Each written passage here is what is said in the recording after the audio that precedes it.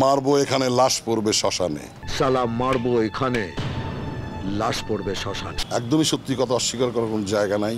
দেশের একটা পরিবর্তন হয়েছে, যেভাবে হোক একটা পরিবর্তন তো হয়েছে।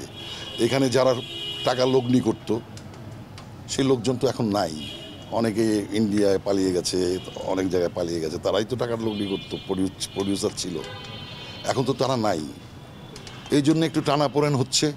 এইটা আবার নির্বাচন হয়ে গেলে, আবার সরকার গঠন হয়ে গেলে, আবার অন্য দল আসলে আবার প্রডিউসার তৈরি হবে, এটা থাকবে না, সাময়িক। না না, এটা আগে খুব একটা এই সিন্ডিকেট ছিল না। ইদানিং এই সিন্ডিকেটটা হয়েছে, মনে করেন ওয়েব, তারপরে ইউটিউব, এগুলি আসার পর এই সিন্ডিকেটটা তৈরি হয়েছে। কিন্তু আমি বিশ্বাস করি এই সিন্ডিকেটও থাকবে না, এটাও দূর হয়ে যাবে। কারণ আমার যে লক্ষ্য, সেই লক্ষ্যে পৌঁছাতে হলে সবাইকে নিয়েই পৌঁছাইতে হবে। দর্শক, আপনারা সবাই ভালো থাকুন, ভালো ভালো নাটক সিনেমা দেখুন। আর বিশেষ করে বলতে চাই, আসুন না আমরা সবাই মিলেমিশে এই দেশটাকে সুন্দর করে সাজিয়ে গুছিয়ে আবার সামনের দিকে নিয়ে যাই। একটা সুন্দর দেশ, আমরা সুন্দর মানুষ, সুন্দর প্রকৃতি, এটাকে কেন আমরা নোংরা করব? আসুন সবাই একসাথে হয়ে কাঁধে কাঁধ মিলিয়ে এই দেশটাকে একটা স্বপ্নের জায়গায় পৌঁছে দিই। সিমরান হেল্প করবে, তাহলে আমাদের নেক্সট যে ওই ইন্টারভিউটা, এক্সক্লুসিভ ইন্টারভিউটা, ওই যে কেন ফাটাকেষ্ট একটা ছবিতে ওর নাম ছিল, বাবা মারবো এখানে, লাশ পড়বে শ্মশানে।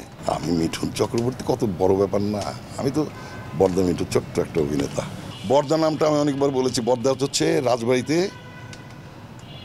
ছোট্ট জেলা শহর, এখানে সাংস্কৃতিক চর্চা করতাম, পলিটিক্স করতাম। আমার ইমিডিয়েট ছোট যে ভাই, সে আমাকে বর্দা মিঠু, বর্দা বলে রাখতো। আর এইটা শুনে শুনে ওর বন্ধুবান্ধব, আমার বন্ধুবান্ধব, আমার সিনিয়র অনেকেই বর্দা মিঠু বলে।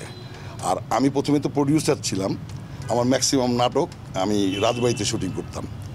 তকির ভাই কোনো নাটকের আর্টিস্ট, শহীদুজ্জামান সেলিম কোনো নাটকের আর্টিস্ট, আফজাল ভাই কোনো নাটকের আর্টিস্ট, হ্যাঁ, তারপরে জাহিদ ভাই কোনো নাটকের আর্টিস্ট। ওইখানে সবাই যাইতো, গিয়ে শুনতো যে বর্দা বর্দা বর্দা। এই রাজবাড়ির বর্দা মিঠু এখন মিডিয়ার বর্দা মিঠু হয়ে গেছে। এইভাবেই দেশে দেশে সবার সাথে দ্য নিউজ।